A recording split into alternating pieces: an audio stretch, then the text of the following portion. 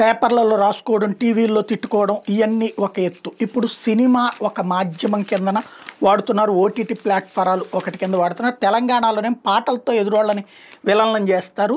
ఆంధ్రాలో వచ్చేటి సినిమాలతో చేస్తుంటారు. ఇదివరకు చంద్రబాబు మీదన ఏది వైఎస్ఆర్ కాంగ్రెస్ పార్టీ అధికారంలో ఉన్నప్పుడు రామ్ గోపాల్ వర్మ గారు తీసిన సినిమాలు కావచ్చు, లేకపోతే రాజశేఖర రెడ్డి గురించి పొగుడుతా, లేకపోతే జగన్ గురించి పొగుడుతా తీసుకొచ్చినట్టు యాత్ర 1లు 2లు ఇవన్నీ నడిచినాయి. వీళ్ళని పాజిటివ్, వాళ్ళని విలన్లుగా చూపెడుతూ, ఇప్పుడు జగన్ని విలన్గా చూపెడుతూ అప్పట్లో తెలుగుదేశం వాళ్ళు కూడా వివేక మీదన ఒక సినిమా తీసినటువంటిది చూసాం.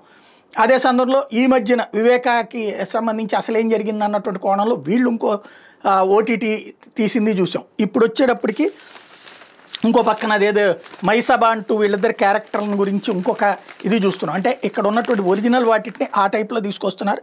తాజాగా జగన్ మద్యానికి సంబంధించి నిషేధం పెడతానంటూ ఆ తర్వాత తప్పుడు లెక్కర్ వాడాడు, లేకపోతే దుర్వినియోగం చేశాడంటూ లెక్కర్ స్కామ్ని బేస్ చేసుకుని దాన్ని 3 పార్టులుగా ఒక ఓటీటీ టైప్లో తీశారట.